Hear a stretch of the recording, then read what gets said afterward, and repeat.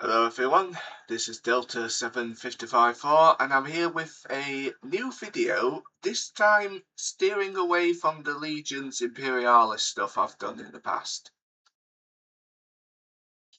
And what I'm doing today is a slight review on upcoming survival horror RPG that I've been following called Ink Ribbon. It's a tabletop RPG that's inspired by video games like Resident Evil, Silent Hill and Alan Wake. You can find it on the Backerkit site under Older Games. You follow the campaign, you do get exclusive access to the 100+ page quick start. If you reserve your pledge, which is €3 or £1.50 odd pence Great British pounds, you will receive a free physical copy of local attractions with your pledge, worth up to 15 quid, so you do save money. And back to campaign, you get early access to the PDFs and scenarios. So I already have them over here, but before we get into those, I'll just go through the Backerkit webpage right here. It's a tabletop RPG that captures the feel of classic survival horror video games. It puts you in the shoes of everyday people or a rookie cop having the worst first day in history. Bit of a Resident Evil nod there. As you try and survive a zombie apocalypse caused by a shady pharmaceutical company. You need to manage your inventory, keep an eye on your ammo, and search for healing herbs, while facing down the zombies and bioweapons trying to escape a doomed city. So what they are bringing to the tabletop is the classic tropes of survival horror video games, which is limited resources, inventory management, crafting, safe rooms, and stalkers. So they're bringing those mechanisms from games like Silent Hill, Resident Evil into an RPG system. How this is going to work, I will go through in the starter set I got sent. It does take inspiration from legacy style board games and encourages to play each game as a different group of survivors, so it encourages you to play differently. And I love the covers. Look at that. Don't that remind you of the OPS2 games? Ink Ribbon will come in either a core box or a deluxe, each of which is packed with scene-size rulebooks, so you'll have these. Adventures, maps, and more. When you back, you get Survivor's Handbook, Welcome to Sparrow's Rest, ELX Pharmaceuticals Research Dossier, Then on Arrival, a GM screen and city map, but the deluxe box versions are larger and in colour, and deluxe box exclusives, including 4 extra booklets packed with scenarios, optional rules, custom dice, and more. Now, if I remember how much it would be, I actually got a reply from them. I think it's actually going to be £60 for the core box, and I think maybe £100 for the deluxe box. Essentially, is how much it's gonna cost. So the deluxe box will cost you £40 extra in the UK. I don't know how much this is in euros or dollars.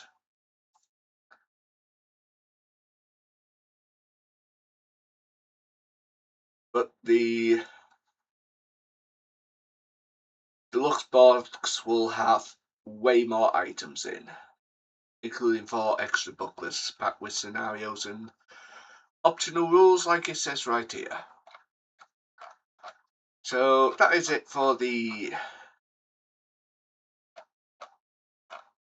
Backerkit page. So we'll go into what you get when you follow the campaign. So you follow the campaign, you get pre-gens file, which is full of pre-generated characters. You get the Ink Ribbon Quick Start demo. You get the Sparrow's Rest Police Department GM map. And you get the player map and handouts as well. So we'll first go into the pre-gens. You have 4 characters. You've got the Nobody, the Reporter, the Rookie, and the Scientist. So we'll just look at the Nobody. I'll just open this up. Right. You'll have to excuse me while I zoom out a little bit. It's a double-sided sheet. And they are blank and they are alterable. So you can alter stuff around so you can make your own. So Nobody is the generic blank character sheet. If you do notice, we have 4 main skills, well, 4 main attributes, excuse me. We have skills, we have stress and panic, and let me just count this correctly.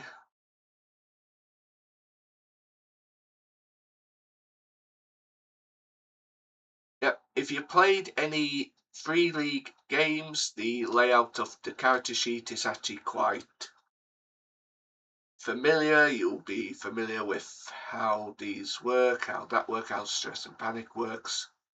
Looks like the limit is 6. Or if you played Free League's The Walking Dead, it seems quite similar to that.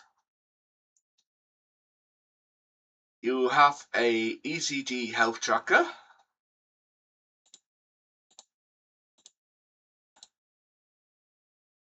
Which has double tick boxes. Start from unarmed, fine, caution, danger, and dying.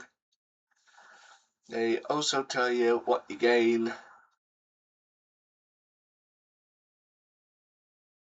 in terms of stats. You've got an adrenaline mechanic, which we'll walk through the main book together and see how that works.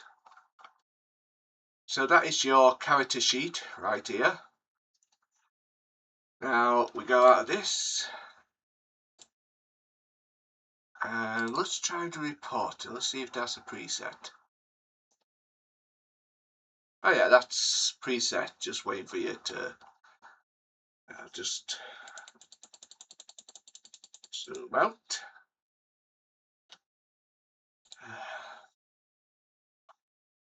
And you've got different settings. So the Nobody is a blank sheet for you to start yourself. Whereas the Reporter and the others are sheets you can alter and change by yourself, but they have the main stats for that career set.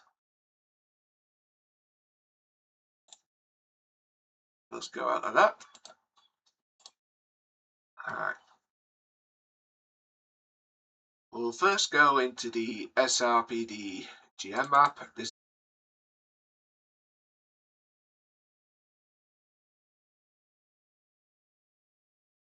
So yeah, this is the Sparrow's Rest Police Department map. And I will zoom in for you. So you got the ground floor, you get your second floor, and you get your basement and roof.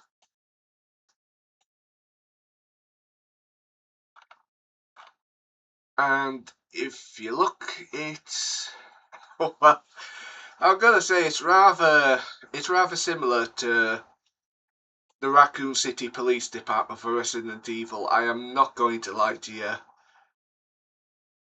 I mean, you could probably put up a map of the RPD building over this and probably figure out where they've altered stuff.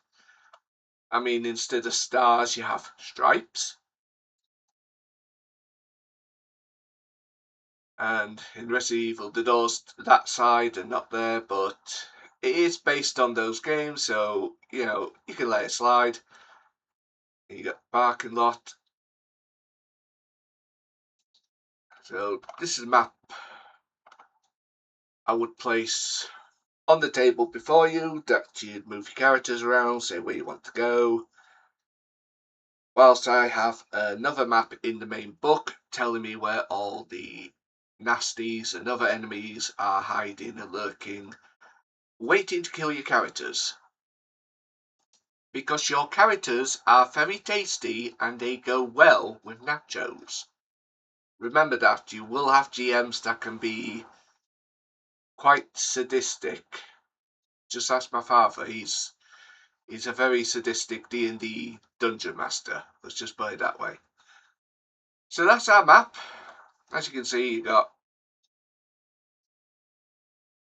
all of this. It's in a simple layout. It's easy to read. Obviously, these are powered locked doors. These are green doors. So we'll go out of that, and we will head into the main. Shall we enter the main book first? No, I'm not going to enter the main book first. I'll actually open this one.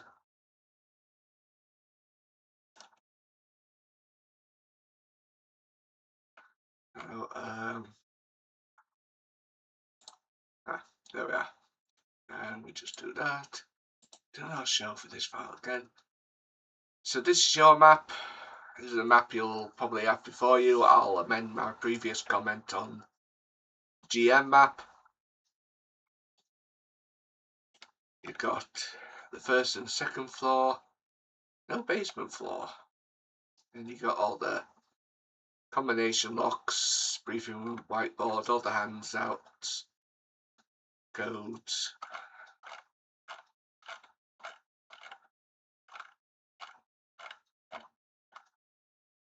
But no basement.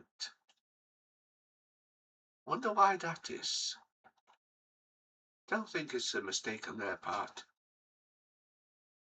Right, okay, so that is the player map and the handouts. Just close this. Just doing a quick start demo here.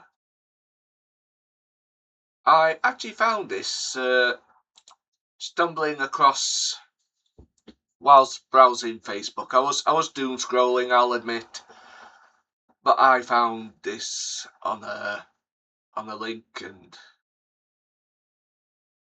I quite liked it from the get-go. So, have all this.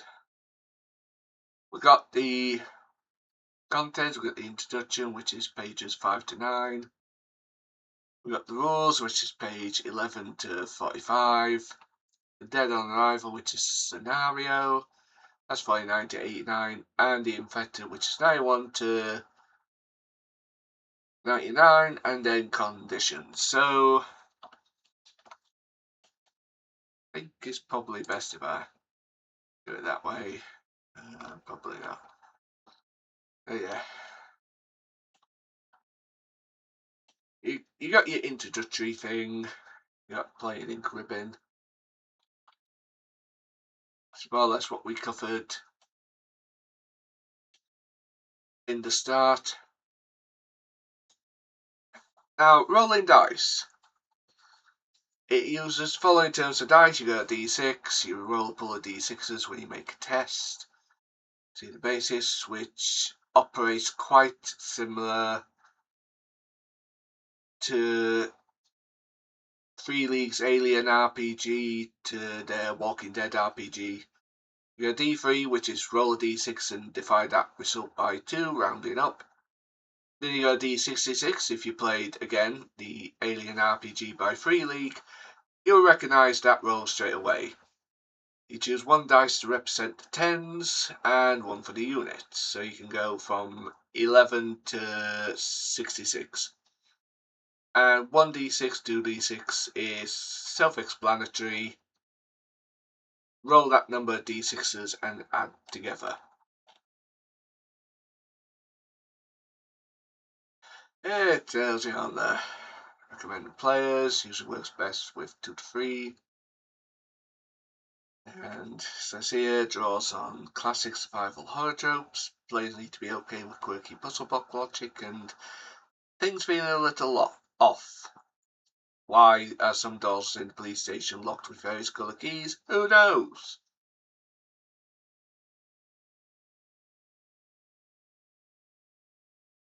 It's still in development. I do believe it's coming out next month, which will be fun. I'll probably definitely get the deluxe box, so I might save some extra cash this payday just to pay for it.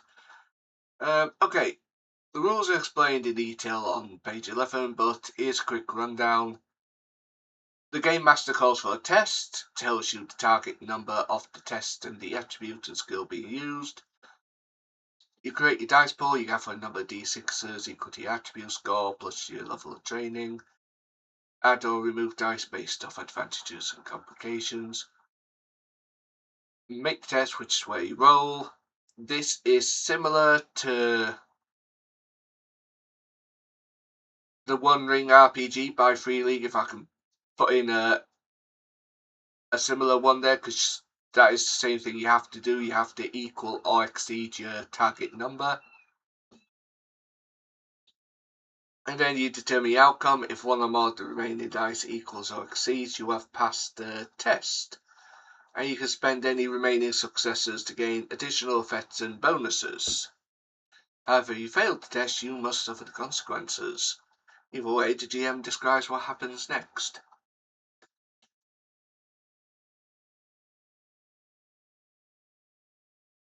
It's important to have safety tools in place, especially one based on horror. That's basically the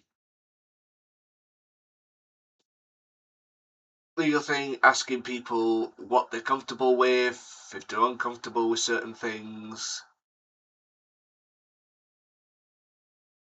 And the full release will include a complete guide to the city, as well as new scenarios and options for playing different types of survival horror. Maybe Helix accidentally opened a rift to the realm of death and vengeful spirits are swept through, or cloned dinosaurs are now rampaging through the city. So, that sounds like a lot of fun. They've definitely got a lot more things planned. It kind of reminds me of,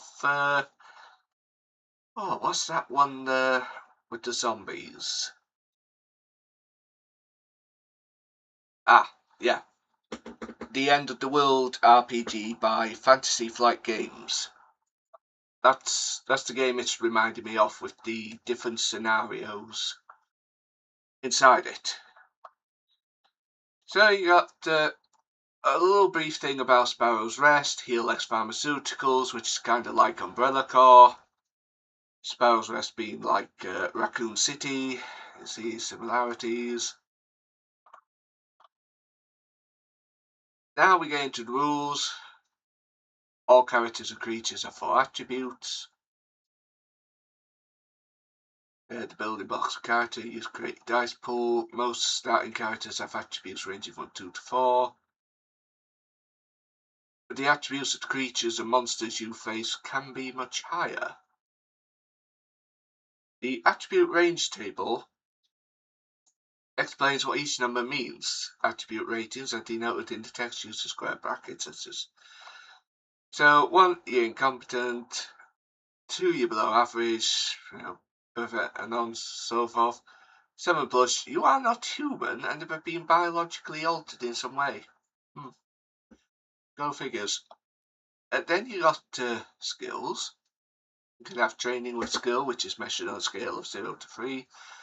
Levels of training, I don't know, use square brackets. So that. For example, here,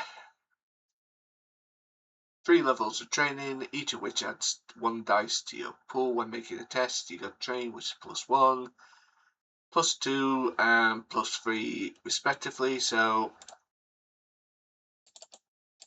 I'll just rapidly get back in here. These are your training, each one adds an extra die, so if I had strength 3 and then 3 training in me academic skills sort of stuff. Academics for strength? That would be wits, 3 academics, then I would roll 6 dice, hoping to have one of those dice beat my target number of 3. If I'm reading the rules right.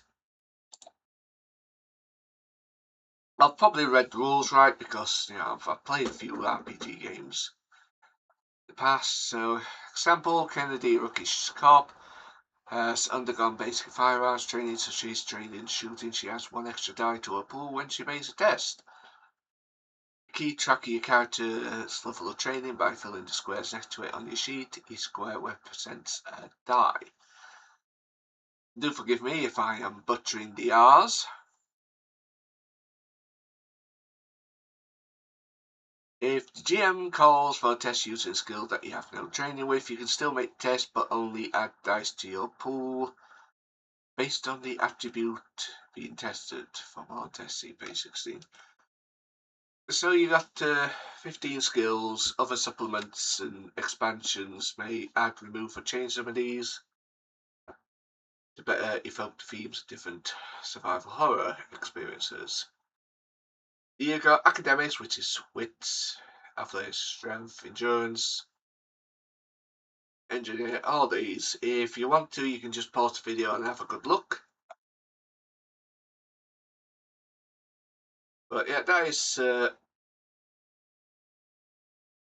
what you have. You have other abilities, so you have toughness, which is a measure of how much punishment you can take before you start suffering serious injuries. So toughness is strength plus heart.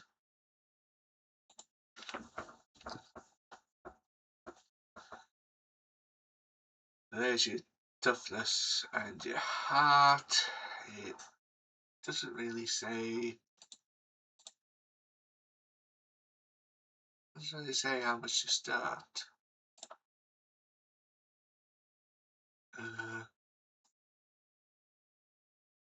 Toughness, strength plus heart. I should say heart represents willpower, force, personality. Using the building. Interesting. Doesn't seem to say. I would have to say. What's that? These have already been filled in for the pre-generated characters, including this quick start demo. Let's have a look at the report and see what we've got.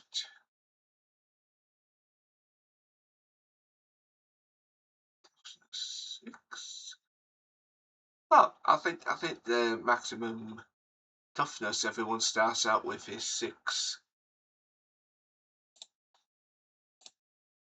I think strength plus heart. So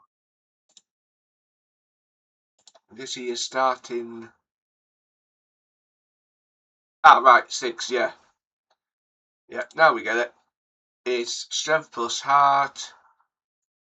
So you add those. 3 and 3 is 6, right? So we got that. We got that sorted. Oh, that was a surprise. Adrenaline lets you push past your normal limits and is vital to your survival. Gain adrenaline when you fight or flight. Kicks in to start combat. Maximum adrenaline is your heart. /2 rounded up. So on the nobody is 1, which seems to make sense. Then your defense determines how hard it is to be hit. When someone attacks you, the total number of the attack is determined by your defense. Your agility and your training reflexes determine your defense and may increase or decrease during play. So defense is your agility plus the training in reflexes, then check the result on the defense table. So nobody here has, now let me see if I can just check that down. She has 3 agility and nothing in. Alright, hold on, no, that's to nobody. Sorry about that. Yeah, man.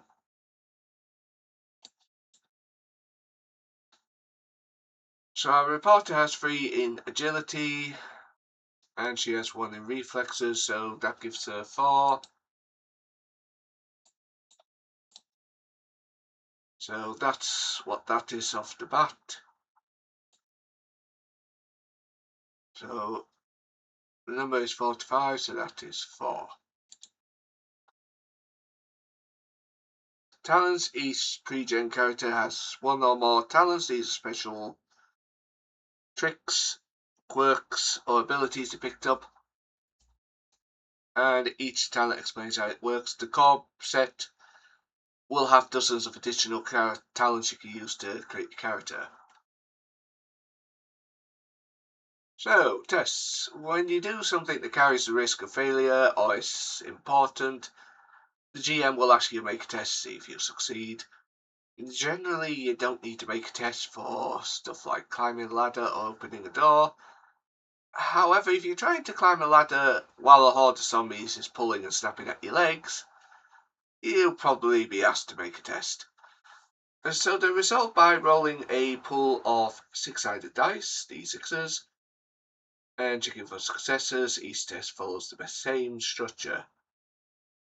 It'll tell you the target number you need and the skill and attribute being tested. You create your dice pool,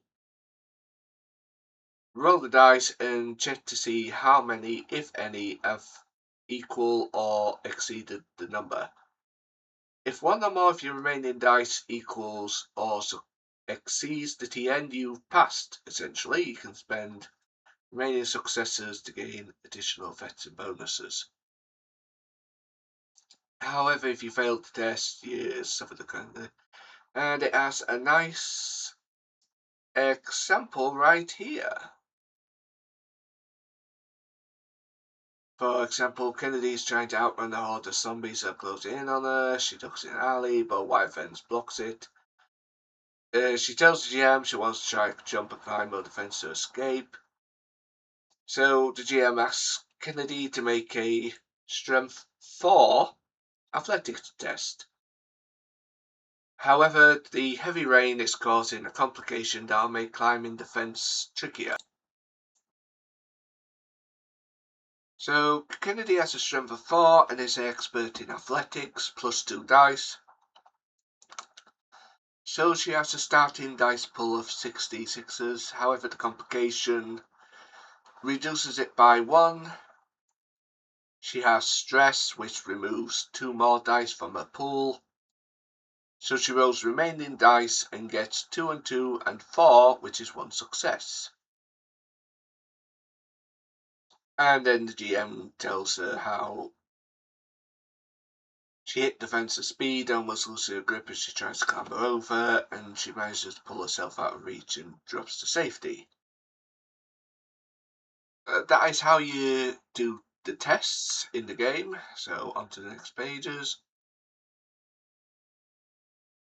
And you got target numbers explained, so you got like trivial, easy, standard, all that sort of stuff, which you can use to decide what number the player needs to roll. As it says here, the target number represents difficulty of test. Most tests are target number 4, excluding when making an attack. If the test is 2, it's usually not worth rolling. And if the TN is a test of 6 and the game effect would increase the TN, add a complication instead. So you got some examples like try and sneak up on someone in a noisy factory is +1. Trying to climb wall in pouring rain is -1, which we just covered there. You got all these, and I'm guessing the main rulebook when it comes out will have more examples, perhaps. And generally, when the GM calls for a test, both players should have a clear understanding, along with the GM, of the consequences of success and failure. However, there are instances where you may want to keep the consequences secret, perhaps to spring a good jump scare. This is fine when used sparingly, but the GM should avoid gotcha situations, as this can frustrate players and erode trust, so don't be that guy. And you got a little bit more about narrative terms, using advantages, complications. So extra successes, these can give you a minor benefit like finding some ammo, completing a task quicker, deal 1 extra damage per success in combat. 2 successes, you gain moderate benefits such as affecting environment. You can always spend 2 successes to bank a die, which you can add to your pool on a future test. You can only have 1 die banked at a time, so you can hold a roll back to join when you want, so you might want to save it for maybe a combat roll against a bigger enemy or a bigger problem. 3 successes, you gain significant benefits such as finding a rare weapon or uncovering a secret room. You can always spend 3 successes to reduce your stress by 1d3. And you got to oppose tests. They work the same as a regular, but the winner is determined by who gets the most successes. So the GM determines the total number to test as well as the skills and attributes.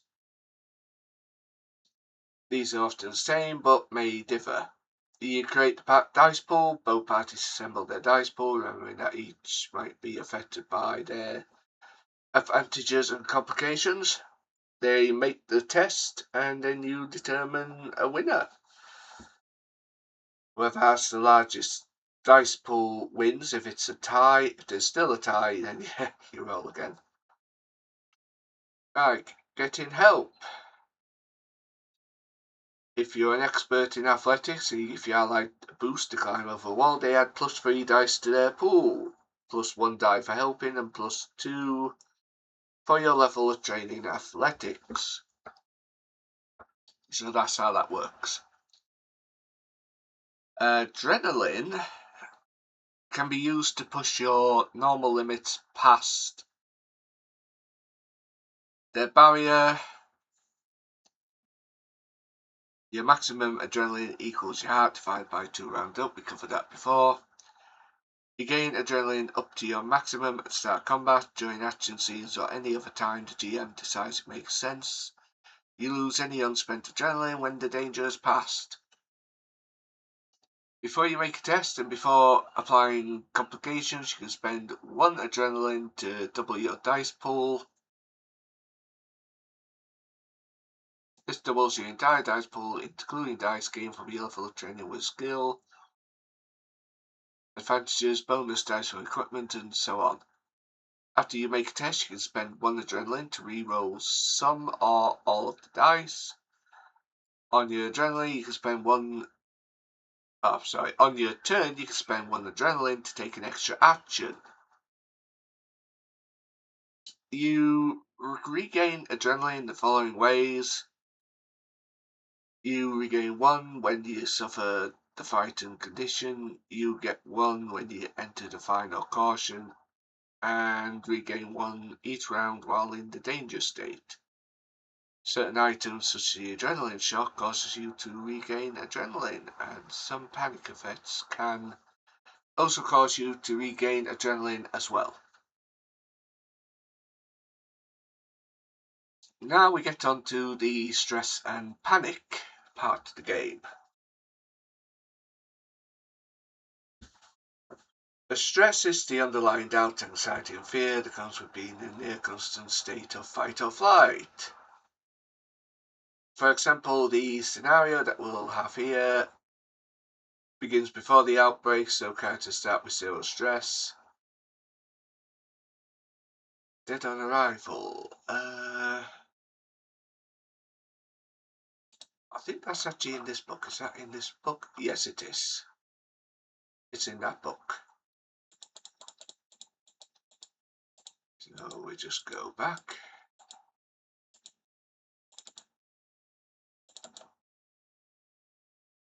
Too far. So you start at 0 at the start, though this won't last long. Other scenarios begin during the outbreak, so your stress starts at 1 or 2. The stress affects your ability to perform simple tasks and is treated as a complication. This means before you make a test, you remove a numbered die from your pool equal to your current stress level. If stress or complications reduce your die pool to 0 or fewer, you still have to make a test. However, you roll a single die and only succeed on a 6. So probably a good idea not to get your stress too high. This isn't Alien RPG. Stress, by the looks of it, does not give you any advantages or chances of extra success at all. Your stress limit is 6. If your stress would ever go above this, you panic instead. You can reduce your stress by 1d3 by resting in a safe room, or if you get 3 or more successes on a test, your character's unique stress reliefs, see below, also allow you to reduce stress. And some panic efforts also help to reduce stress, quite self-explanatory. Each character has 3 ways to do this, known as stress release. One is take a moment, which is available to all characters and can be used at any time. The other 2 are unique to each character based on the background, job, goals, and so on, and have conditions that must be met before you can use them, such as finding ammo or uncovering a clue. Once you use the stress relief, mark the box beside it. You can't use it again until you have marked the boxes for all your stress release. So if we go to the reporter, we have this. So you can tick them all, but like it says, you can't use it again until you've marked the boxes for all of them. So you would have to go through all of these before you can use it again. So for this example, Kennedy has already marked the boxes for take a moment and protect and serve. While exploring the SRPD, she finds a loaded shotgun. Her locked and loaded stress relief allows her to reduce her stress by 1d3 whenever she finds a loaded weapon. She decides to use it now and mark off the last stress relief box. Since she has played all 3 boxes, they reset. Kennedy clears the boxes and continues exploring the station. I can't recall an RPG I've looked at that has a similar setting, so I can't make comparisons. But that is, I think I find it a smart method of doing it. Although I do think they could probably up it to like 1d6 instead of half of d6. I'm gonna give it a solo playthrough at some point, so I might see how it actually works there like that. So we'll just carry on for now. Panic. You must make a panic test when you stress, fear, and injuries push them to their limit. What causes panic? You see someone die, monster or bioweapon for the first time, something horrifying or grotesque, when the monster ability says to do so, when your health falls into a danger state, when the situation feels hopeless, whenever you the player want, or anytime narratively appropriate. So a panic test is a special test with a TN equal to your stress or the current horror, whichever is higher. So if I go back to the reporter, let's see.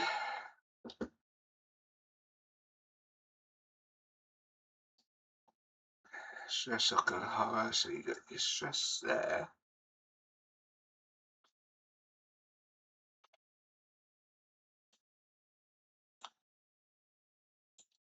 Decisions. Panic effect. You know,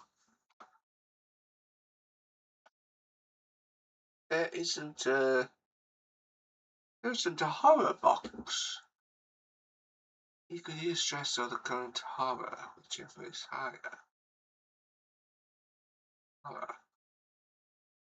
We'll probably find out a bit more the further we go in. But now I'm a little bit confused about that, so...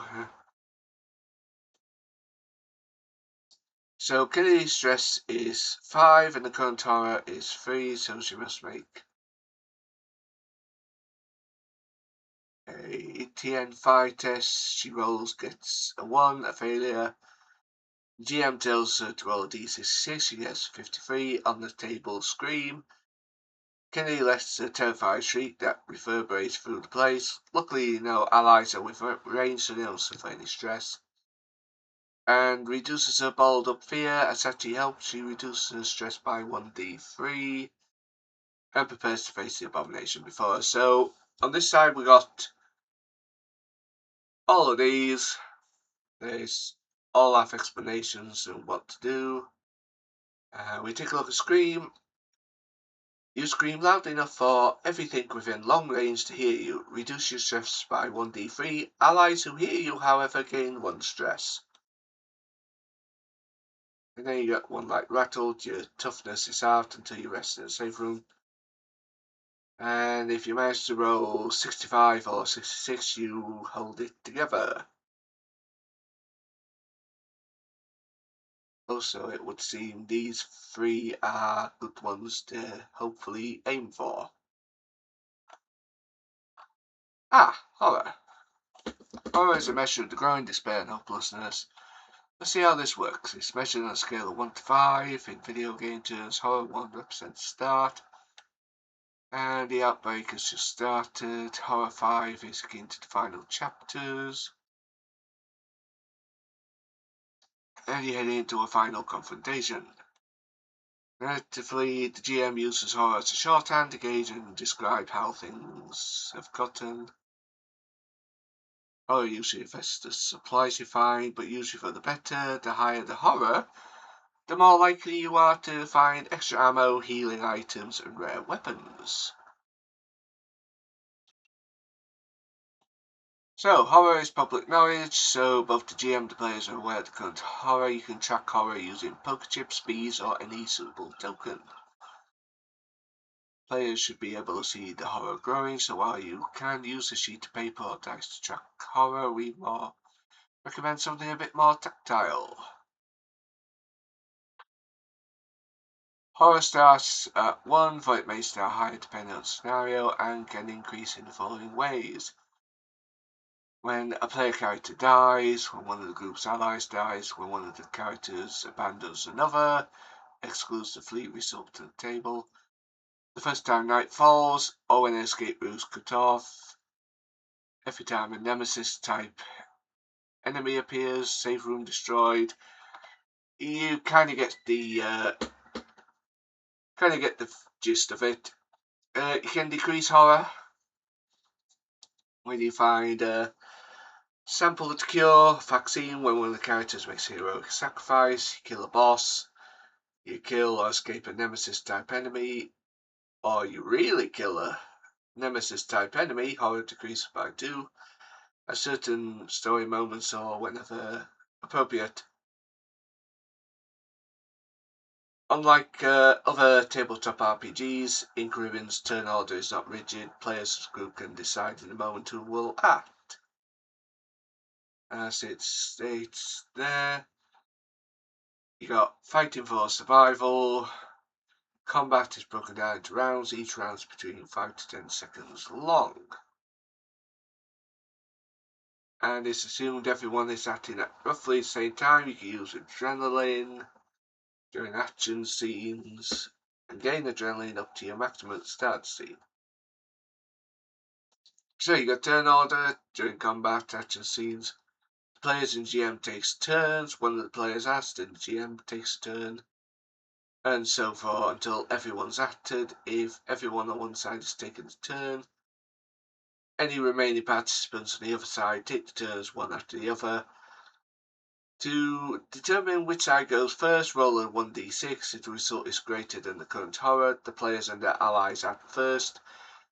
If it is equal to or less, then the GM and the monsters are first. If one side gets to drop on the other, there's no need to roll. Whoever instigated the action goes first.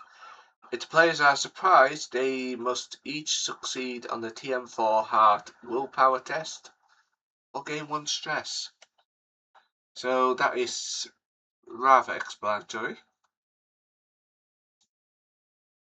On your turn, you can move anywhere within your zone, short range, and take 1 action. These are things you can do in 1 round. Remember, you can spend adrenaline to take additional actions, so you got all of these: operate machinery, knock over an oil drum. And then you have 3 actions which are so quick or effortless they don't take a full round. So you got all of these here. Now, zones. Zones are rooms, hallways, and other areas with a natural border between them. A zone can be anywhere from a few feet across to up to 30 to 40 feet wide. So, just hang on. If we go into the map, each room is a zone. So that's a zone, that's a zone, and the hashed areas, I'm guessing, separate rooms into different zones. So these are 4 zones, that's a zone, that's the second zone. These are more zones.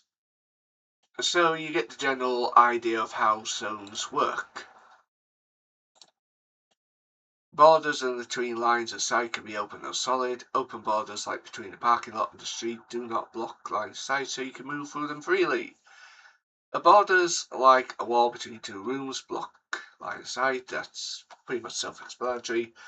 The zones are often filled with places to hide and take cover, which is an action, assuming there is suitable cover in your zone, which the table here covers.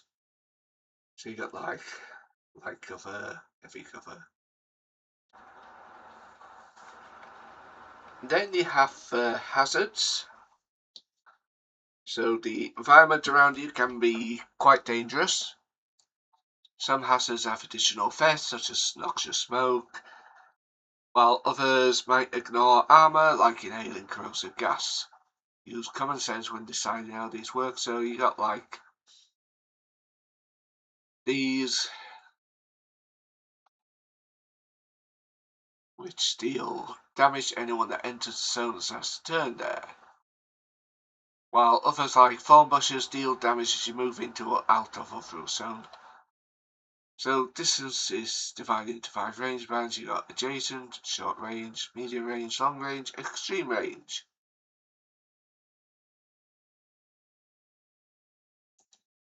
Which are all pretty much self-explanatory. Making an attack is just like any test, but target's defense determines the total number. For success, the process is as follows. You got type of test, whether you're making a melee or ranged attack. You use a strength if you're making a melee, or an agility for shooting. The TN is then based on the target's defense. You create your dice pool as normal, modifying it as normal. Remember, attacking an adjacent target with a gun imposes a complication unless the gun has a close-up tag. Again, that's pretty much explains itself. The determine outcome is spend extra successes to increase damage, still dealing 1 damage per extra success. Then you deal damage, the target suffers damage less any armor they have. So we've got an example here.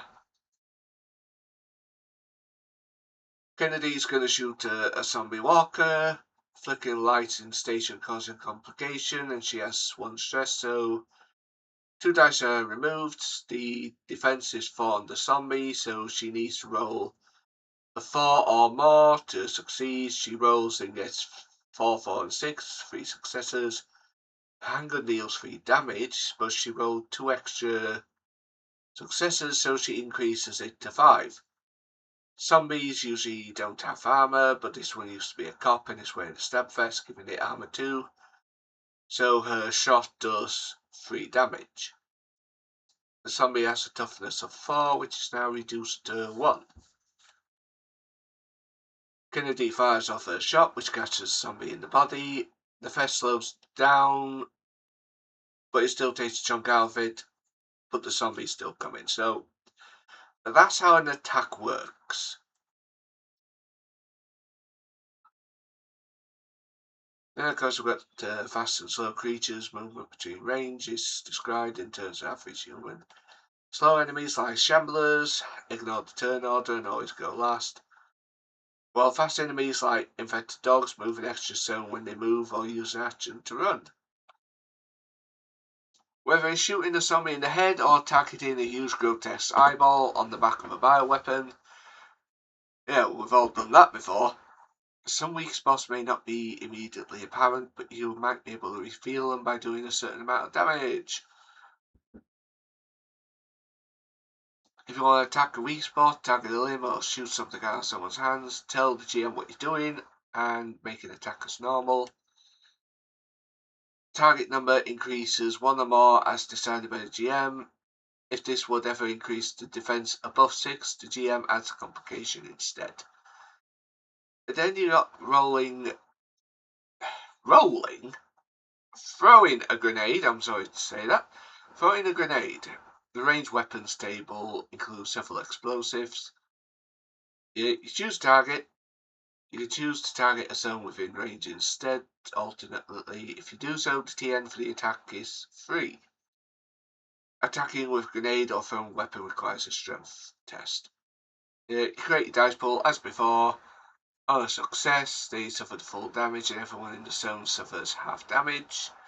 If you target the zone, everyone suffers half damage. You can't spend extra successes.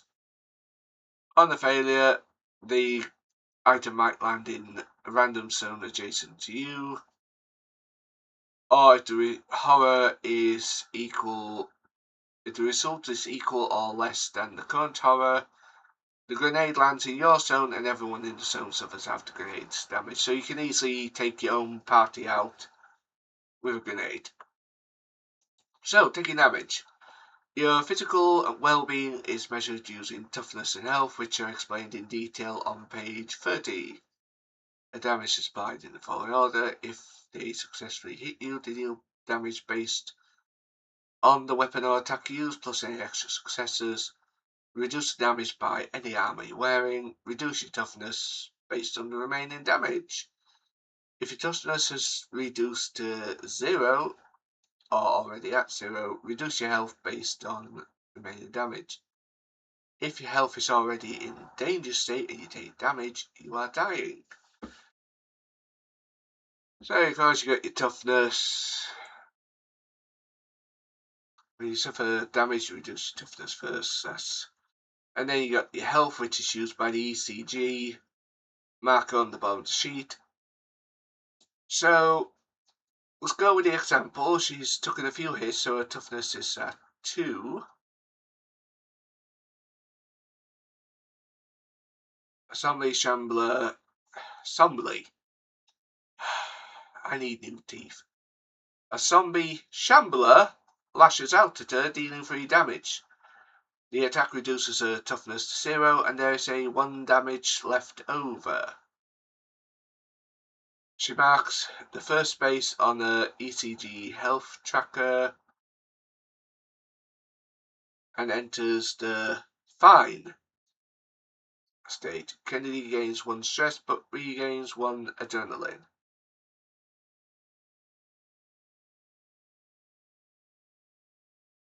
So her toughness, which we recall is your health,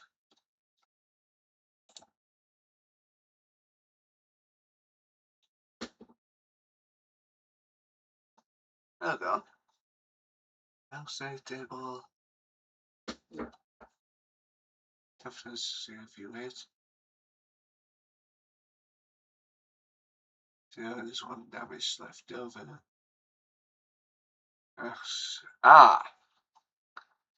On the next turn, another shambler attacks Kennedy and deals 4 damage. Kennedy fills 4 spaces on the health tracker and is now in the danger state. Right, now I get you. So you start off with 6 toughness. Health measures your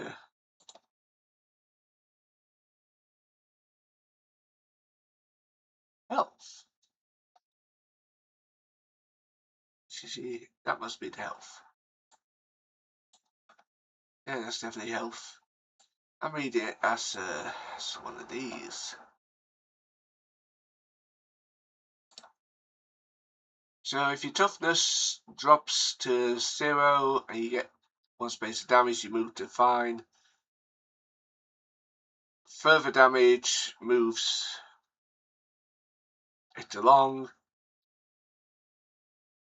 but she suffers the effect of bulk even if she bypassed.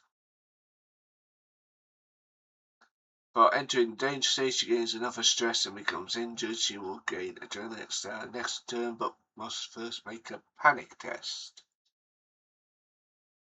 Okay. When you fill all of the squares on your health tracker, you enter the red danger state. Regardless of how much damage you take, you are not dead yet. However, you are in serious trouble. If you take any damage to your health while in danger state, you're dying. So she managed to heal some of her injuries and clear 2 spaces, but it is still on the caution. Right, I get you. So these dots are different states of fine and caution. So I'm reading this correctly. 1, 2, 3. Yeah, so your physical well-being is measured by toughness and health. Enemy successfully hits you to deal damage based. Reduce damage by armor, reduce toughness, and if your toughness is reduced to 0, reduce your health. So you got armor and then toughness. If your toughness is removed, you start counting down on the ECG health tracker there. When things are at their bleakest, some survivors choose to make a last stand, sacrificing themselves. At any time you wish or at the start of your turn when dying, but before the death die has been revealed, you can declare you're making a heroic sacrifice. When you do, you gain the following. You are no longer dying. You ignore effects of conditions and any effects caused by your health. Ignore stress, damage, regain all your adrenaline. Additionally, you spend all your adrenaline to double your entire dice pool. Somehow you have 1 last round of gun that was out of ammo and your damage ignores armor. At the end of your turn, you die. Horror reduces by 2 due to your heroic sacrifice. If you're infected, however, that horror is only reduced by 1. So you can sort of go out in a blaze of glory and you die. You still have to roll another character. If you take damage while in danger, you die. We'll cover that. You fall unconscious and the GM rolls the death die. They put a d6 into a cup or similar shaker, shake it and put it face down, keeping the dice covered. Another character must use an action to check if you're alive. When they do, remove the cup and check the results. So if it's 1 to 3, you're dead. At 4 to 5, you're on the brink. You die in 1d6 rounds unless you receive immediate medical care. 6, you're bleeding out. You'll die in 1d6 minutes unless you get help. That's quite obvious. Healing. You can heal your injuries by resting in safe rooms or using healing items such as plants and health packs. Safe rooms are areas of reprieve from the chaos and horror. Usually it's a small room with 1 or 2 exits, ideally no windows. You can't be attacked while in a safe room, and each scenario tells the GM which areas are safe rooms. But the GM can also create their own, and they will tell you when you enter a safe room, that's your cue to rest. For all game masters out there, you cannot lie about a safe room. You can spend 10 minutes resting in a safe room to gain the following benefits: recover all your toughness, reduce your stress by 1d3, you can use a health pack and craft items without making a test. See, prepare. Oh dear. We got a mistake. No, this is a start set. We're not doing that. If you are in the danger state but not that dying, clear 1 square and enter the cautions state. So if you're in this and you enter a safe room, you go back into and you clear that little box there on your character sheet. Most in Caribbean scenarios happen only a few short days, so the only way to recover health is by using healing. Every your player is playing a longer one, you can clear 1 space on the health tracker for each week. So you can play a really long game. Suppose maybe the city doesn't fall in a few days, it falls in a few weeks. Or maybe it takes a full week of playing to sort out the mischief. Going out on your own terms, you can describe to choose your sacrifice bar. Get my teeth in. Instead of taking your turn and rolling loads of dice, you can choose to describe your sacrifice more narratively. Tell the GM what you want to do and they will tell you if it's possible. The GM should almost always say yes to a heroic sacrifice unless completely crazy. This gives you more freedom without things end for your characters and lets you make a heroic sacrifice outside of combat, such as I pulled pin to separate train cars, letting my friends escape, believing me and the monster trapped on the train as it self-destructs, or I tilt the nose and helicopter down, smashing into the ground in a ball of flame. The last remaining sample of the virus is destroyed. So that covers further about heroic sacrifice, which is actually a very clever mechanic, come to think of it. That is all we have time for, however, for this video. So I'm going to have to turn this into a 2-part video. In the next video, we'll start covering equipment and carry on from there. 217 pages. We might even have to make this a 3-part video. So that is all I have for this video. If you like it, you can subscribe and follow to my channel. I will be doing additional RPG games, maybe covering video games I've played, maybe doing some playthrough of games, stuff like that. I'm just starting on a new tangent with YouTube. And if you have any comments, please, by all means, comment. I like talking with people. So this is Delta 7554, and I will see you in the next video. I hope you have a very lovely day.